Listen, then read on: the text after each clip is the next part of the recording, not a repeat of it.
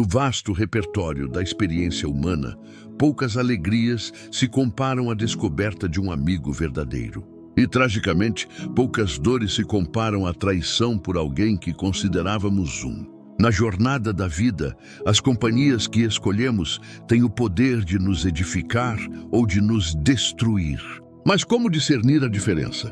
Como separar o aliado leal do oportunista disfarçado? As Escrituras Sagradas, longe de serem apenas um texto antigo, funcionam como um profundo manual de psicologia e relações humanas, tratando a amizade não como uma conveniência social, mas como uma aliança de peso espiritual. Para entender o perigo de um falso amigo, precisamos primeiro redefinir o que a Bíblia entende como um amigo verdadeiro. No mundo antigo, e especialmente no contexto bíblico, amizade não era um termo casual, aplicado a conhecidos ou seguidores em redes sociais. Era um pacto, uma aliança. Quando o texto bíblico fala de uma aliança, de um berit em hebraico, ele descreve um acordo vinculativo, selado por juramentos, muitas vezes envolvendo um sacrifício que comprometia não apenas os indivíduos, mas suas famílias e descendências. Era um compromisso de vida ou morte. O exemplo supremo, o padrão ouro dessa aliança, é encontrado na relação entre Davi e Jonatas. Esta não é uma história de afeto casual. É um terremoto político e espiritual. Jonatas é o príncipe herdeiro de Israel. Seu pai Saul é o rei. Davi é o jovem herói ascendente, o maior concorrente ao trono de Jonatas e o homem que Saul mais odeia. Pela lógica do mundo, Davi e Jonatas deveriam ser rivais mortais. No entanto, o primeiro livro de Samuel, no capítulo 18, nos diz algo profundo. A alma de Jonatas se ligou com a alma de Davi, e Jonatas o amou como a sua própria alma. O que Jonatas faz a seguir é chocante. Ele se despoja de suas vestes reais, seu manto, sua espada, seu arco e seu cinto, e os dá a Davi. Isto não foi uma simples troca de presentes. No simbolismo do Antigo Oriente, Jonatas estava, de fato, transferindo sua primogenitura. Ele estava abdicando de seu direito ao trono, reconhecendo a unção de Deus sobre Davi. Ele estava efetivamente dizendo: minha lealdade a você é maior do que minha lealdade à minha própria ambição e até mesmo à minha linhagem familiar. Jonatas arrisca a ira de seu pai, mente por Davi e se coloca em perigo mortal, tudo em nome dessa aliança.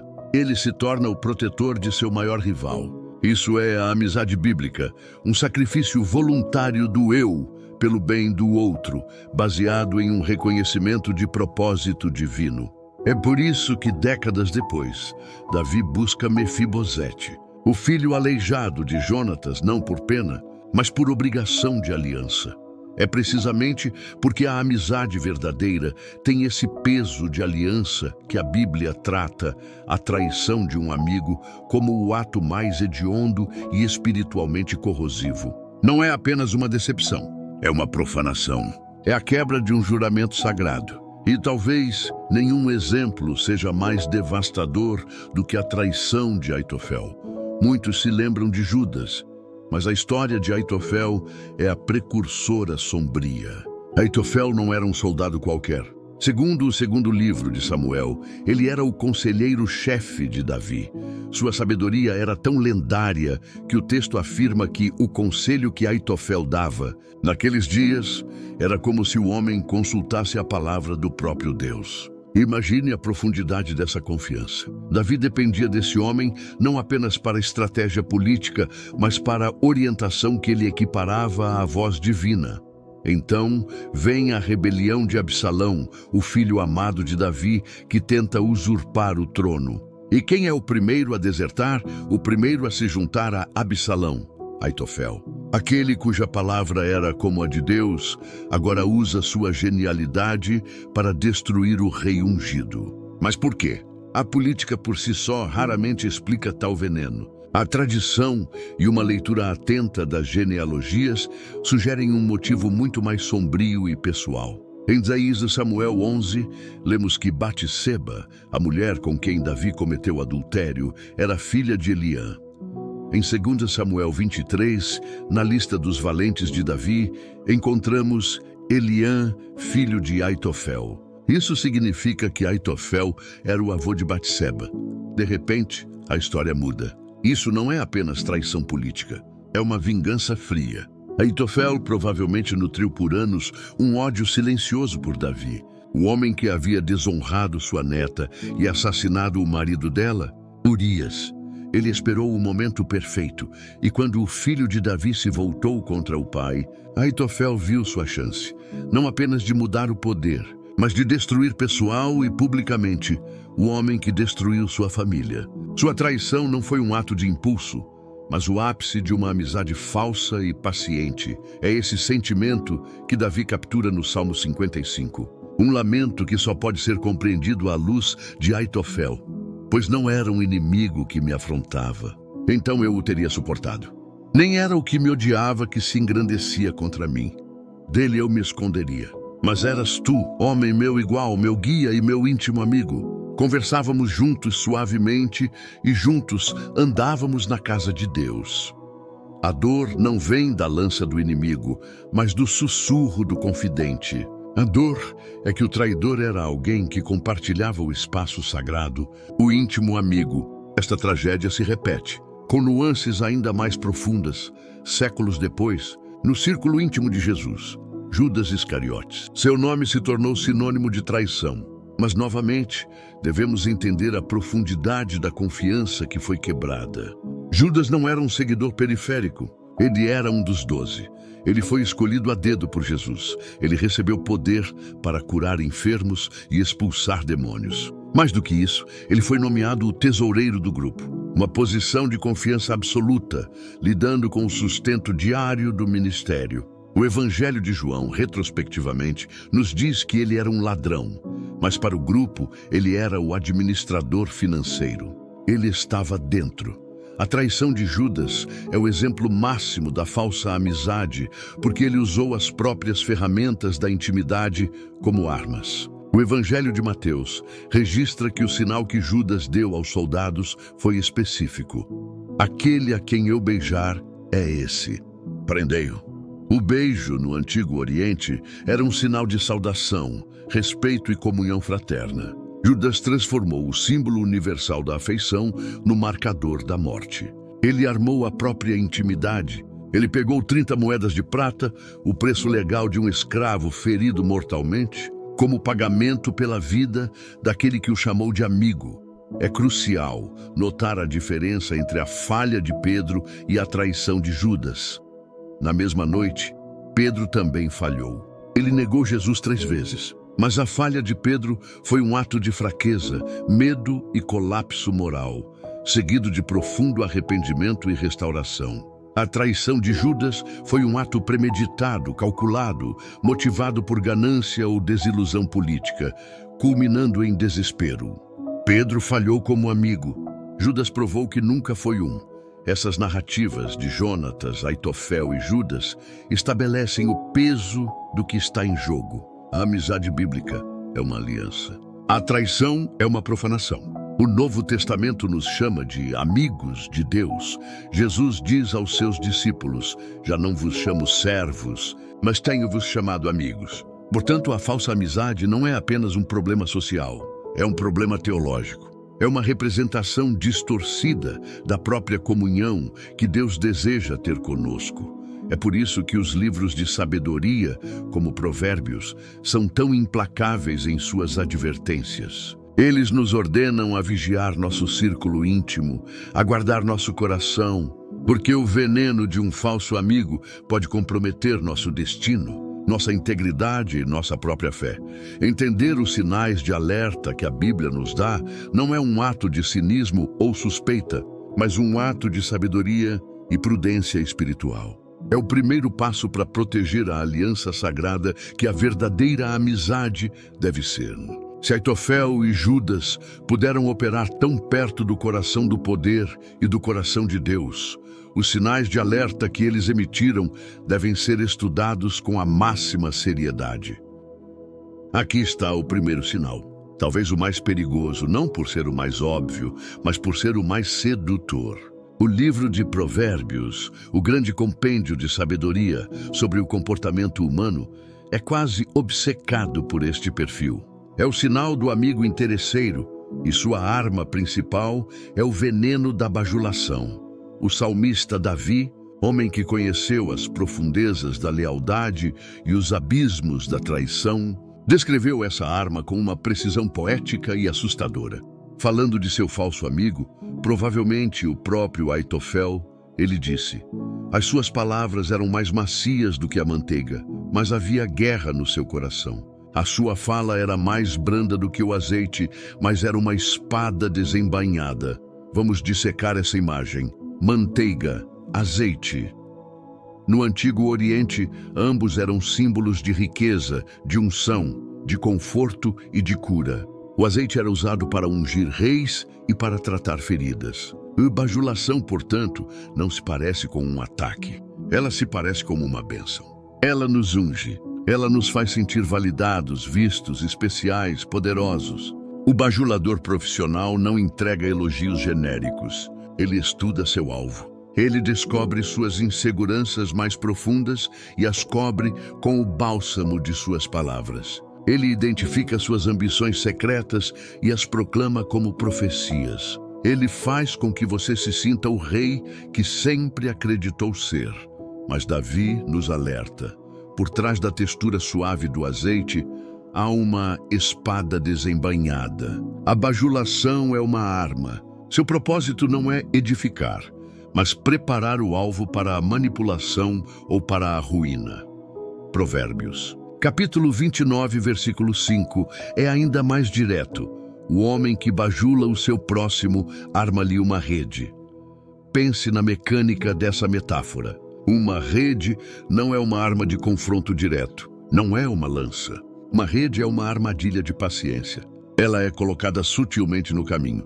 O bajulador arma a rede, elogiando, concordando com tudo, rindo de todas as piadas, nunca oferecendo uma única palavra de crítica ou correção. Ele cria um ambiente tão confortável e afirmativo que a vítima começa a andar com descuido. A bajulação cega o discernimento. A vítima fica tão viciada na aprovação que não percebe que está sendo enredada. E para que serve essa rede? Para duas coisas: ou para controlar você ou para destruir você. Primeiro, o controle. O bajulador se torna indispensável. Ele cria um monopólio sobre a sua autoestima. Você logo descobre que apenas na presença dele, você se sente plenamente inteligente, plenamente capaz, plenamente ungido. Outras pessoas, elas parecem críticas, invejosas, negativas. O bajulador isola você. Ele se torna o porteiro da sua autoconfiança. E quando ele finalmente precisa de algo, um favor, dinheiro, acesso ao seu poder, sua influência, você está tão dependente dele que ceder não parece uma escolha, mas uma necessidade para manter o fluxo de afirmação. Ele não é seu amigo. Ele é seu fornecedor. Segundo, a ruína. O livro de Provérbios é claro. O orgulho precede a destruição e a altivez do espírito precede a queda. O bajulador é o arquiteto dessa queda. Ele é o assistente que ajuda a construir seu pedestal cada vez mais alto, sabendo que a queda será maior. O amigo interesseiro jamais o corrigirá. Se você começa a tomar decisões ruins, baseadas no ego e não na sabedoria, o falso amigo estará ao seu lado, aplaudindo. Brilhante! E ele dirá: que coragem! Ninguém mais pensaria nisso. Ele acelera sua destruição, porque um líder orgulhoso e isolado é um líder prestes a cair. O verdadeiro amigo, em contraste, arrisca a amizade para salvar você de si mesmo. Provérbios 27:6 é o antídoto. Leais são as feridas feitas pelo amigo, mas os beijos do inimigo são enganosos. O falso amigo lhe dá beijos, as palavras suaves, o azeite, a bajulação. O verdadeiro amigo lhe dá feridas, a verdade dura, a correção, o não necessário. A ferida de um amigo dói por um momento, mas cura. O beijo do inimigo agrada por um momento, mas envenena. Voltemos a Aitofel. Sua lealdade a Davi era inteiramente transacional. Enquanto Davi era o rei vitorioso, o centro do poder, Aitofel estava ao seu lado, oferecendo sua sabedoria divina. Ele se beneficiava dessa proximidade. Sua identidade estava ligada ao seu acesso ao trono. No entanto, no momento em que a casa de Davi racha, no momento em que Absalão se levanta como um novo centro de poder viável, a lealdade de Aitofel evapora. Ele não tenta reconciliar pai e filho. Ele não tenta aconselhar Davi em sua dor. Ele imediatamente muda de lado.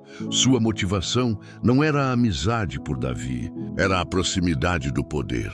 E ele imediatamente começa a aplicar seu veneno em Absalão. Ele bajula o ego do jovem usurpador, oferecendo-lhe um plano brilhante para solidificar seu reinado e destruir seu pai. A lealdade de Aitofel era uma mercadoria e seu conselho, uma forma de bajulação de alto nível, vendida a quem pagasse mais em poder e influência. Ele era o amigo da hora próspera, o conselheiro do momento de glória. Esse é o perigo da amizade transacional. O amigo interesseiro está com você pelo que você tem, não por quem você é. Ele está com você pelo seu status, sua influência, seu dinheiro ou mesmo sua unção espiritual. Ele vê a amizade como um investimento e a bajulação é o capital que ele usa para garantir seu retorno. Nos evangelhos, vemos essa tática usada repetidamente contra Jesus, não por amigos, mas por inimigos disfarçados. Os fariseus e os herodianos, grupos que se odiavam, se uniram para tentar apanhá-lo. E como eles começavam suas perguntas capciosas? Com bajulação. Mestre, diziam eles, sabemos que és verdadeiro e que não te importas com a opinião de ninguém, porque não olhas a aparência dos homens, mas ensinas o caminho de Deus segundo a verdade. Era o azeite, palavras macias. Eles estavam elogiando sua integridade, sua coragem, sua imparcialidade, tudo para preparar a armadilha. É lícito pagar tributo a César ou não? Se ele dissesse sim, perderia o povo judeu. Se dissesse não, seria preso por traição a Roma. A rede estava armada, e ela foi armada com bajulação. Jesus, é claro, viu através disso imediatamente, respondendo: hipócritas, por que me tentais? Ele reconheceu o beijo do inimigo. O problema é que a maioria de nós não é Jesus. A maioria de nós é profundamente suscetível à bajulação, porque a maioria de nós luta contra a insegurança. Desejamos ser afirmados. E o amigo interesseiro explora essa necessidade, porque a Bíblia manda se afastar imediatamente. Porque a bajulação é um veneno de ação lenta. Ela não mata no primeiro dia. Ela age como um sedativo. Ela embota nossos sentidos. Ela distorce nossa realidade. Ela nos faz acreditar que somos mais sábios, mais fortes e mais importantes do que realmente somos. Ela nos isola de conselhos reais e nos torna surdos à voz da humildade. Quando a rede finalmente se fecha, quando o bajulador pede o favor impossível, ou quando ele nos abandona no momento da crise, já estamos completamente enredados. O primeiro sinal de um falso amigo não é o conflito, é da ausência de conflito, é a concordância perpétua, é o elogio constante. Se você tem alguém em seu círculo íntimo que nunca o desafia, nunca discorda, nunca lhe diz uma verdade inconveniente, você não tem um amigo. Você tem um bajulador. E segundo as Escrituras, você está com os pés em uma rede. A bajulação é uma arma de sedução. O segundo sinal é uma arma de sabotagem. É o veneno que age, não para enredar você, mas para isolar você. Estamos falando do semeador de discórdia, uma figura que a Bíblia trata com uma severidade impressionante. E sua ferramenta principal é a traição da confiança. É o inconfidente. A amizade verdadeira é construída sobre um cofre de confiança. É um espaço sagrado, onde as vulnerabilidades podem ser reveladas sem medo, onde as falhas são confessadas para serem cobertas e onde os segredos são guardados com uma lealdade de vida ou morte. O falso amigo, que se enquadra neste segundo perfil, vê esse cofre não como um santuário a ser protegido, mas como um tesouro a ser saqueado. O livro de Provérbios tem um termo específico para essa pessoa, o mexeriqueiro, ou difamador. E é crucial entender que a Bíblia não trata isso como um pecadilho social, uma falha de etiqueta. Ela o trata como um ato de destruição espiritual. Provérbios 11:13 traça a linha de batalha. O que anda mexericando revela o segredo, mas o fiel de espírito o encobre. A amizade se divide aqui. O espírito fiel cobre, ele protege. Ele se torna um escudo para a sua reputação. O mexeriqueiro revela. Ele expõe. Ele usa sua vulnerabilidade como mercadoria. Por que alguém faria isso? O mexeriqueiro raramente se vê como um vilão. Em sua própria mente, ele está apenas compartilhando, processando ou pedindo oração. Mas na prática, ele é movido por uma necessidade de relevância. O segredo que você confiou a ele se torna uma moeda social. Ao compartilhá-lo, ele compra atenção. Ele se insere no centro da narrativa. Ele se sente poderoso por estar por dentro. Ele trafica a sua dor em troca de alguns momentos de importância. E o texto bíblico é incrivelmente astuto sobre a psicologia disso. Veja Provérbios 18:8. As palavras do mexeriqueiro são como doces bocados, descem até o íntimo do ventre. Esta é uma das observações mais profundas da Bíblia sobre a natureza humana. Doces bocados. A fofoca, a informação confidencial, é prazerosa de se ouvir. Ela nos faz sentir especiais, como se fôssemos parte de um círculo exclusivo. Engolimos esse doce bocado e ele não fica na superfície. Ele desce ao íntimo do ventre. Ele se torna parte de nós. Ele muda a forma como vemos a pessoa de quem se fala. É um veneno que tomamos com prazer. O inconfidente, portanto, é um traficante desses doces bocados. Ele o escuta pacientemente, absorve sua história, seus medos, suas confissões e depois os transforma em doces bocados para o próximo ouvinte. Mas isso evolui para algo muito mais sinistro. O inconfidente é apenas a primeira fase. A fase final é o semeador de discórdia. Este é o indivíduo que não apenas revela segredos, mas os direciona com uma intenção estratégica. Seu objetivo não é apenas ser o centro das atenções. Seu objetivo é o caos. Provérbios 16:28 é direto. O homem perverso semeia contendas e o difamador separa os maiores amigos. O objetivo final é separar. Por quê? Porque em um ambiente de desconfiança e divisão, o semeador de discórdia se torna o mediador. Ele se torna o único canal confiável de informação. Ele pratica a triangulação. Ele vai até você e diz o que seu outro amigo supostamente disse de você, convenientemente omitindo o contexto ou adicionando uma inflexão venenosa. Depois, ele vai até seu amigo e faz o mesmo. Em pouco tempo, dois amigos que se amavam agora se olham com suspeita, e ambos confiam apenas no incendiário que começou o fogo. Ele se alimenta da desunião. E isso nos leva ao estudo de caso mais trágico e complexo sobre esse tipo de falsa amizade. Os amigos de Jó. Elifaz, Bildad e Zofar. A história deles é um manual sobre como usar a vulnerabilidade de alguém como uma arma. Vamos ambientar a cena. Jó, um homem íntegro e reto, é devastado por uma tragédia cósmica. Ele perde seus filhos, suas posses e sua saúde. Ele está literalmente sentado em um monte de cinzas, raspando suas feridas purulentas com um caco de telha. Ele está no ponto mais baixo que um ser humano pode alcançar. Ele está em um estado de vulnerabilidade total.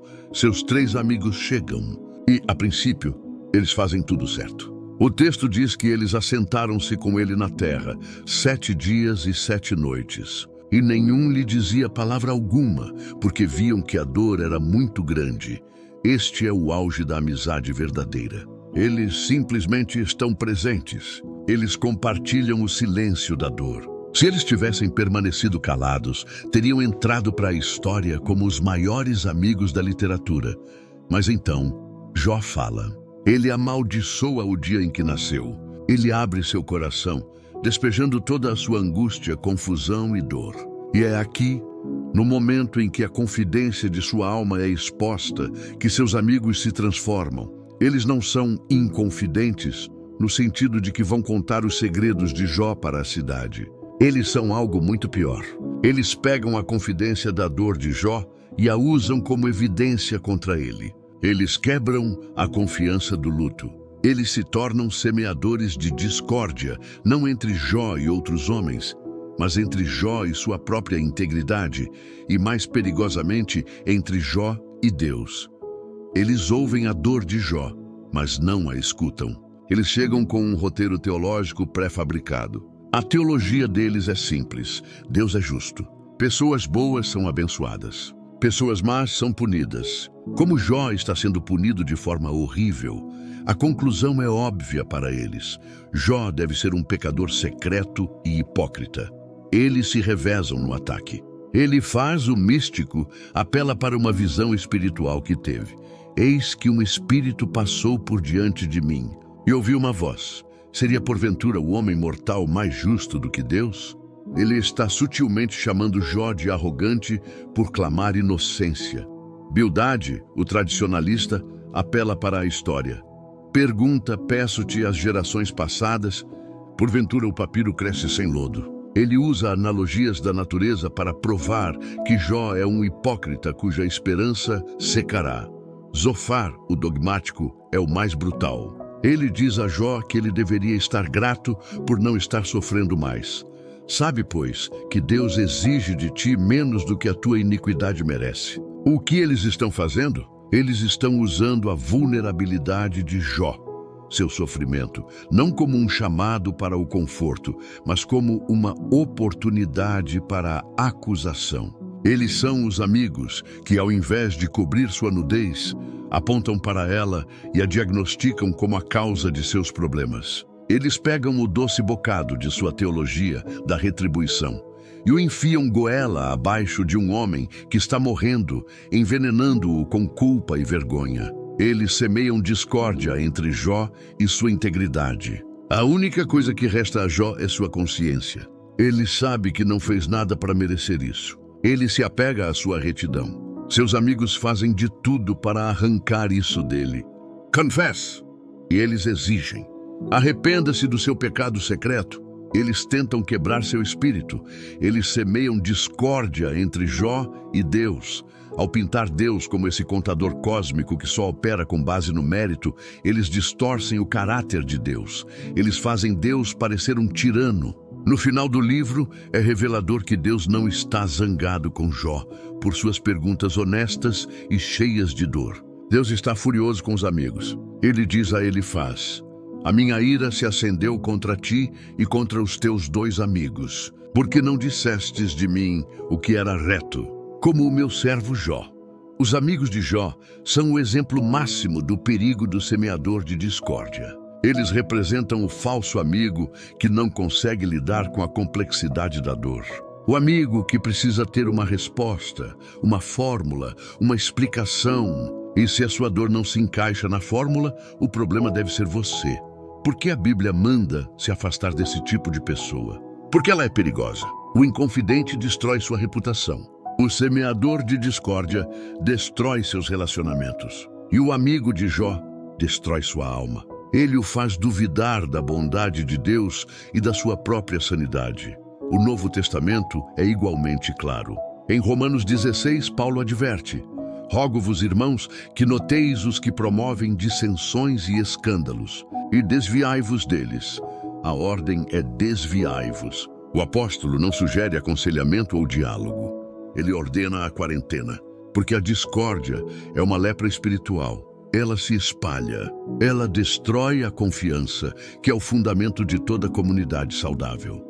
Se você tem alguém em seu círculo que parece prosperar em más notícias, que sempre sabe o segredo de todos, que fala com você sobre os outros e, portanto, certamente fala dos outros sobre você, você não está lidando com um amigo.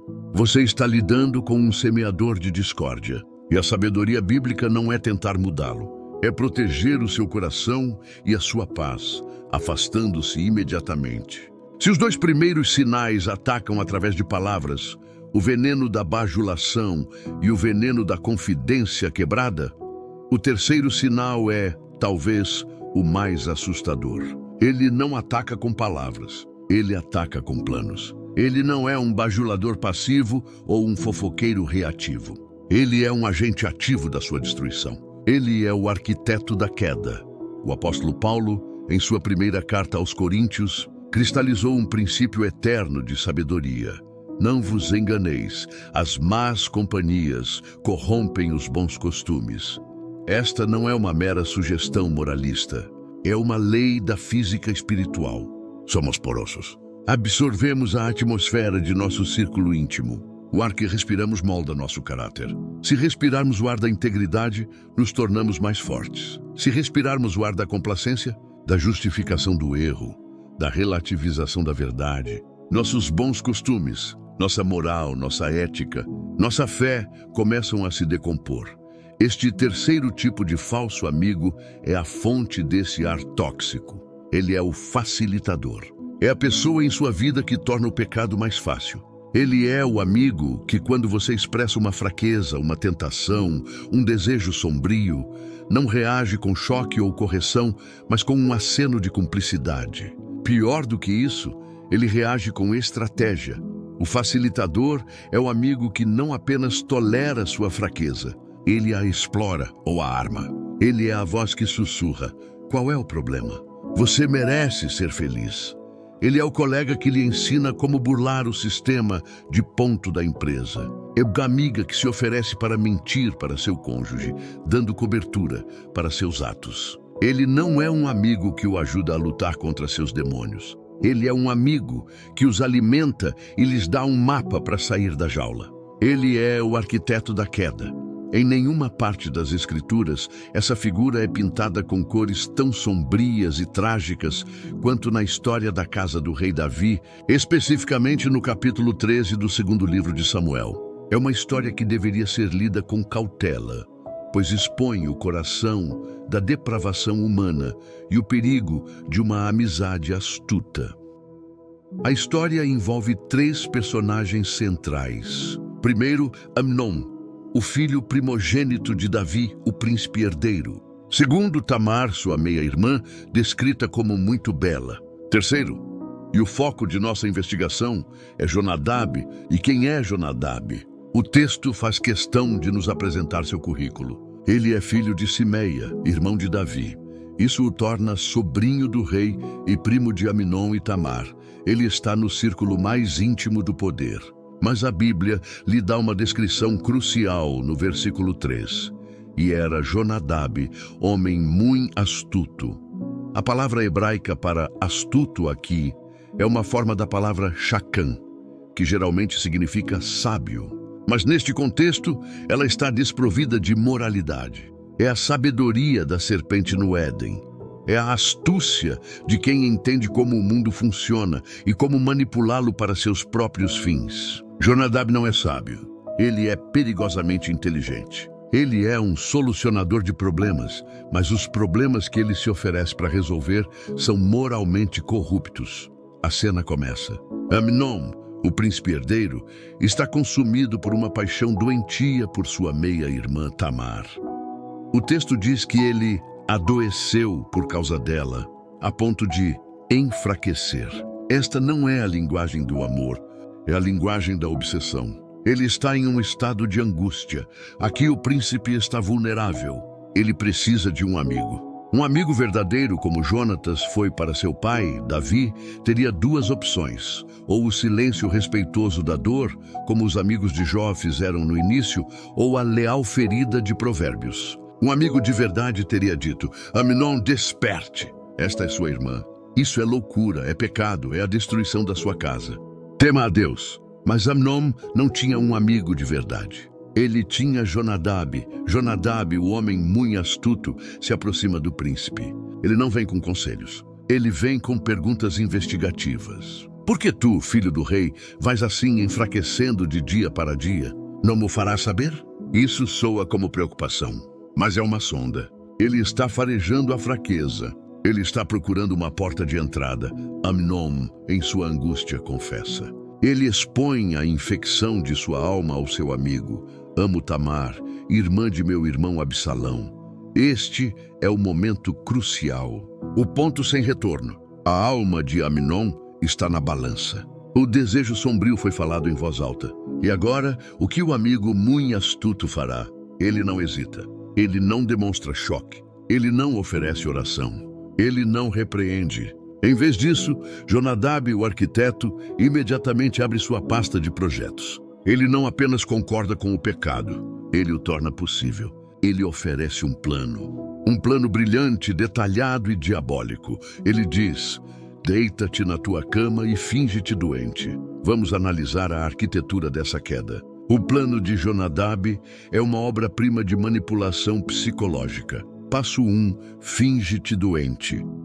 Use a vulnerabilidade como uma arma. Transforme sua obsessão em uma enfermidade que exige cuidados. Isso desarma todos ao seu redor. Passo 2. Quando teu pai, o rei Davi, vier te visitar, Jonadab sabe exatamente como o sistema funciona. Ele sabe que Davi é um pai amoroso e virá ver seu filho primogênito doente. O plano de Jonadab manipula a própria compaixão do rei. Passo 3. Dize-lhe: peço-te que minha irmã Tamar venha.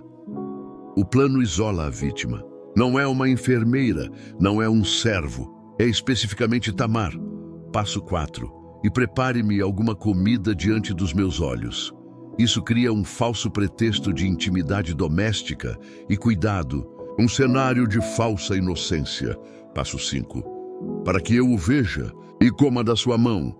Este é o detalhe genial e terrível do arquiteto. É um pedido tão específico, tão aparentemente ligado ao capricho de um homem doente, que garante duas coisas: que Tamar estará sozinha com ele e que ela terá que chegar fisicamente perto de sua cama para dar de comer em sua mão. Jonadab não deu a Amnon uma sugestão. Ele lhe deu um roteiro. Um roteiro que transformava uma fantasia violenta em uma estratégia logística.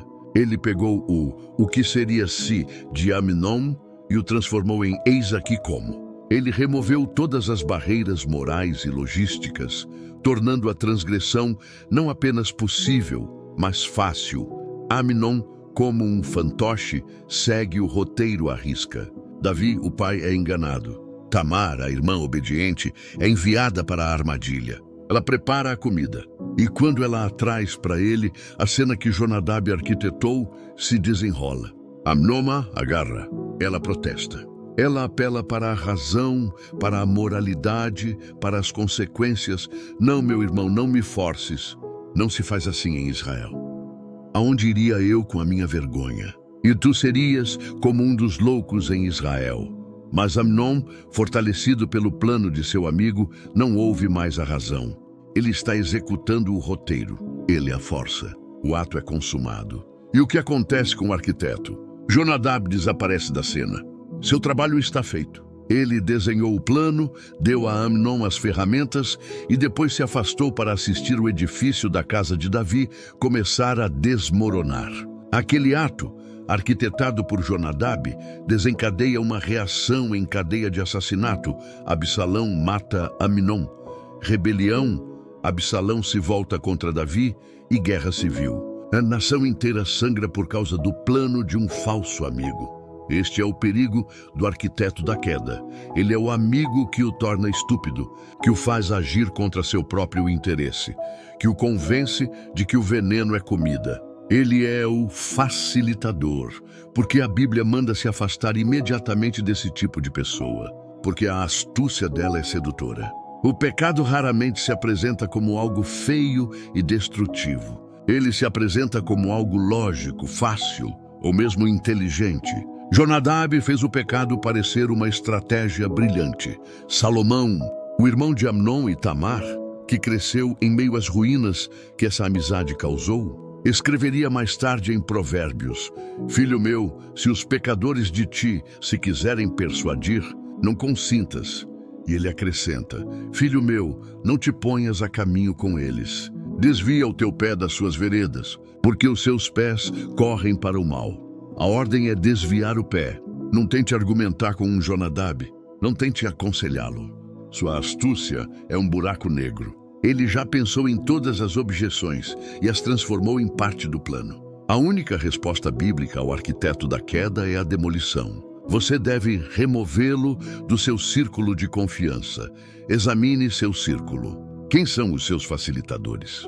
Quem é a pessoa para quem você corre quando quer uma desculpa e não a verdade? Quem é a pessoa que, ao invés de lhe oferecer uma mão para levantá-lo, lhe oferece uma planta baixa de como cavar o porão mais fundo? Essa pessoa não é sua amiga. Ela é o arquiteto da sua ruína. Dos 3 primeiros sinais, todos envolviam um ato de comissão. O bajulador fala, o inconfidente trai. O arquiteto da queda planeja. Mas chegamos agora ao 4º sinal. Um sinal que é definido não por uma ação, mas por uma ausência. É o sinal do falso amigo que se revela não no que ele faz, mas no que ele falha em fazer no momento mais crucial. Este é o amigo das horas prósperas, o companheiro do tempo bom. O livro de Provérbios, no capítulo 17, versículo 17, nos dá a definição mais pura e exigente da amizade verdadeira. É uma linha que deveria ser gravada nos portões de nossas vidas. Em todo o tempo ama o amigo, e na angústia nasce o irmão. Vamos dissecar essa sabedoria. Em todo o tempo ama o amigo. Isso implica consistência, lealdade. A amizade verdadeira não é um sentimento volátil que vai e vem com as estações. É um compromisso que resiste ao tédio, à rotina, ao conflito e à distância. Mas é a segunda metade do provérbio que atua como um fogo refinador. E na angústia nasce o irmão. O texto não diz, na angústia o amigo ajuda. Diz que ele nasce, ele se transforma. A crise, a angústia, é o momento de metamorfose, onde um simples companheiro transcende sua função e se torna família. Angústia é o solo onde a amizade prova sua divindade, sua capacidade de se tornar um berit, uma aliança de sangue. O amigo das horas prósperas é aquele que falha espetacularmente neste teste. Ele é o oposto exato de Provérbios 17:17. Ele não ama em todo o tempo, ele ama apenas no bom tempo. E na angústia, ele não nasce como irmão, ele morre como amigo. A amizade, para este perfil, não é uma aliança. É um acessório, é um recurso, é entretenimento. Ele está perto de você porque você é bem-sucedido, porque você é influente, porque você é rico, ou simplesmente porque você é divertido e a vida ao seu redor é uma festa. Ele é atraído pela sua luz, pelo seu calor, pela sua prosperidade. Ele se alimenta da sua energia. A amizade, neste contexto, é um parasita. Ela só prospera enquanto o hospedeiro for saudável. Jesus, em sua pedagogia magistral, nos deu a ilustração arquetípica desse fenômeno na parábola do filho pródigo. Lembramos da história pela ótica do pai e do filho arrependido. Mas por um momento, vamos focar nos personagens que não são mencionados, mas cuja presença é gritante em sua ausência. Os amigos do filho pródigo. O texto nos diz que o filho mais novo pegou sua vasta herança e partiu para uma terra longínqua. E o que ele fez lá? Dissipou os seus bens, vivendo dissolutamente. Agora vamos imaginar essa cena. Um jovem, novo na cidade, com uma fortuna aparentemente ilimitada, vivendo dissolutamente. Ele estava sozinho? Claro que não. Ele era, sem dúvida, o homem mais popular daquela cidade. Ele era o centro de todas as festas. Ele tinha um séquito. Ele tinha amigos pendurados em seus ombros, rindo de suas piadas, compartilhando de seu vinho, elogiando sua generosidade. Ele era o amigo das horas prósperas para eles, e eles eram o mesmo para ele. Era um ecossistema de superficialidade, onde o dinheiro comprava companhia e a companhia validava o desperdício. Enquanto a herança durou, as risadas foram altas. Enquanto os bens fluíam, a lealdade parecia inabalável. Eles eram os companheiros da hora próspera, mas então o roteiro vira. O texto nos diz, com uma simplicidade brutal, e havendo ele gastado tudo, a festa acaba. A música para, o dinheiro seca, e para piorar, houve naquela terra uma grande fome. A crise externa colide com a crise interna. O jovem, agora um indigente, começou a padecer necessidade. E onde estão os amigos? Onde está o séquito que bebia do seu vinho? Onde estão aqueles cujos ombros ele sustentou financeiramente? A parábola é ensurdecedora em seu silêncio. Eles desapareceram. Eles se evaporaram tão rapidamente quanto a fortuna. O texto diz que ele foi unir-se a um dos cidadãos daquela terra, um estranho, que o manda para o pior destino imaginável para um judeu: apacentar porcos. E em sua fome desesperada, ele desejava encher o estômago com as alfarrobas que os porcos comiam. E a linha mais trágica de toda a parábola: e ninguém lhe dava nada. Nenhum de seus antigos companheiros de festa lhe ofereceu um pedaço de pão. Nenhum daqueles amigos lhe deu um teto. A lealdade deles era inteiramente transacional. Estava ligada ao seu status de provedor. No momento em que ele se tornou um necessitado, em vez de um provedor, sua existência foi apagada da lista de contatos deles. Eles não o traíram ativamente como Aitofel. Eles não o manipularam como Jonadab. Eles simplesmente desapareceram. E é esse abandono, essa prova de que sua companhia não tinha valor algum além de seu dinheiro, que o leva ao fundo do poço. É o abandono deles que o faz cair em si e lembrar da casa de seu pai. Este é o perigo do amigo das horas prósperas. Ele lhe dá uma ilusão de comunidade. Ele faz você acreditar que sua rede de segurança é vasta, quando, na verdade, você está andando sobre uma corda bamba sem rede alguma. Mas há um exemplo ainda mais profundo e doloroso nas Escrituras. Um exemplo que não envolve dinheiro, mas a própria essência do sofrimento humano. O abandono de Jesus em Getsêmani. Se os amigos do pródigo eram transacionais, os discípulos de Jesus eram relacionais. Eles o amavam. Eles deixaram tudo para segui-lo. Pedro, Tiago, João, eles eram seu círculo íntimo. Eles testemunharam os milagres. Eles ouviram os sermões. Na última ceia, poucas horas antes, eles fizeram promessas. Pedro, com sua característica impetuosidade, declarou: ainda que me seja mister morrer contigo, não te negarei. E o texto de Mateus acrescenta: e todos os discípulos disseram o mesmo. Eles eram amigos das horas de glória, das horas de milagres, das horas de popularidade. Mas agora a hora próspera estava terminando. Jesus os leva ao Getsêmani, o jardim da prensa de azeite, um lugar onde as olivas eram esmagadas para extrair o óleo. E ali o próprio Jesus começa a ser esmagado. O texto diz que ele começou a entristecer-se e a angustiar-se muito. Ele está no limiar da angústia de Provérbios 17:17. Ele se vira para seu círculo íntimo, Pedro, Tiago e João, e ele faz o pedido de amizade mais vulnerável de toda a Bíblia. A minha alma está cheia de tristeza até a morte. Ficai aqui e velai comigo. Ele não pede que lutem. Ele não pede que o aconselhem. Ele não pede que resolvam seu problema. Ele pede o dom mais básico e ao mesmo tempo mais profundo da amizade: presença. Ficai aqui, velai comigo. Ele estava pedindo que seus amigos se tornassem seus irmãos naquela angústia. Ele vai orar. Ele derrama sua alma ao Pai em uma agonia tão intensa que seu suor se torna como gotas de sangue. Ele está em seu momento de maior necessidade. E ele retorna, buscando o conforto da presença de seus amigos. E o que ele encontra? E voltando para os seus discípulos, achou-os dormindo. Ele acorda Pedro, o mesmo que havia prometido morrer por ele horas antes, e faz a pergunta mais dolorosa: então nenhuma hora pudestes velar comigo? Aquele que prometeu a morte não pôde entregar uma hora de vigília. Jesus vai orar uma segunda vez. A mesma agonia, a mesma súplica. Ele retorna, e voltando, achou-os outra vez dormindo. Porque os seus olhos estavam pesados, ele vai uma terceira vez. E quando retorna, a resignação em sua voz é palpável. Dormi, pois, e repousai. O momento de nascer como irmão havia passado.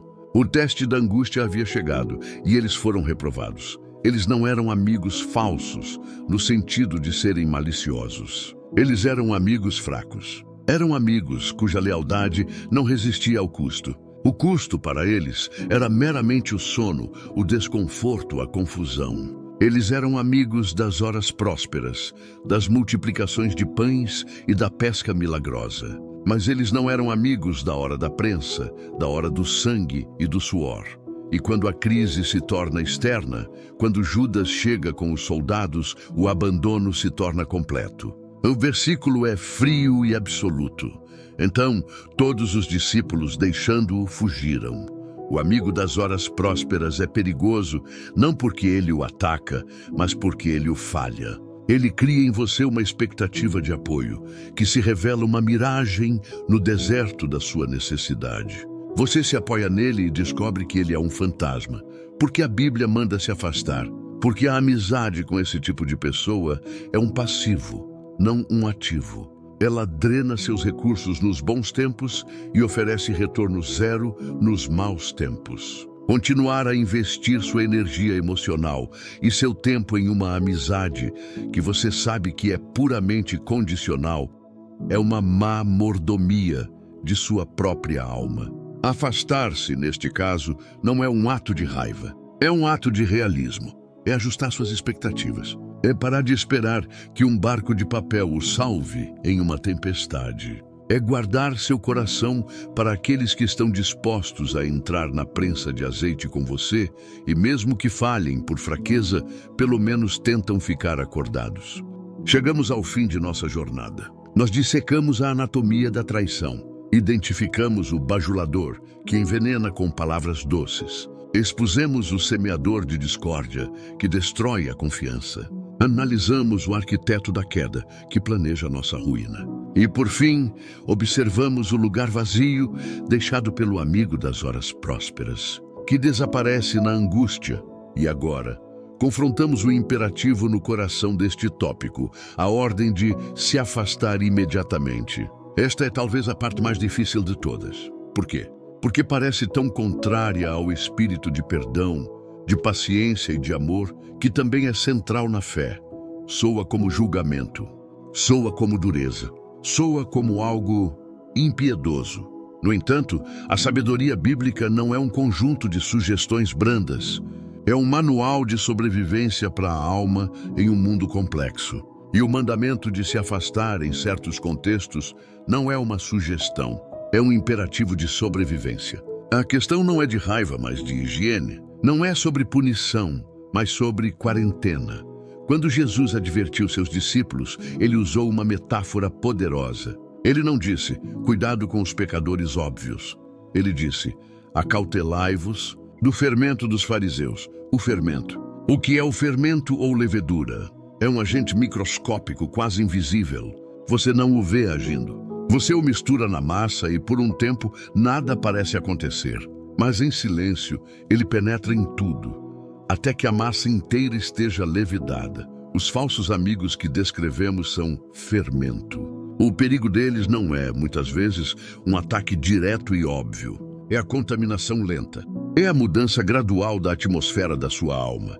Ao se associar intimamente com o bajulador, você se torna viciado em ego. Ao ouvir o semeador de discórdia, você se torna cínico e desconfiado. Ao andar com o arquiteto da queda, suas próprias bordas morais começam a se dissolver.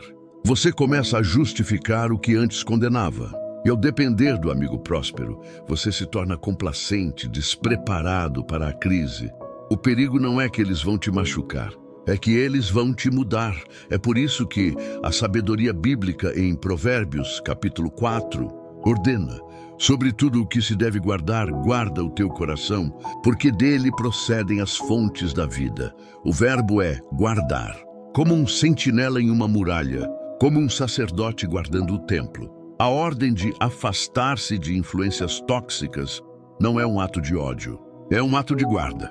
É proteger as fontes da vida de serem envenenadas. Você está protegendo sua própria integridade, seu propósito e sua comunhão com Deus. Mas e a objeção óbvia?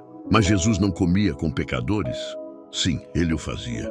Mas é crucial entender a dinâmica. Jesus visitava os doentes como um médico. Um médico entra em um hospital, ele toca o paciente infectado, mas ele o faz com o propósito de curar.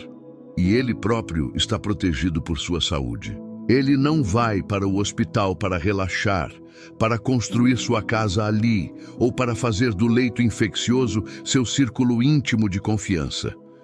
Jesus ministrava aos pecadores. Ele não fazia aliança com eles. Ele não escolheu um Jonadab ou um Aitofel para ser um dos 12.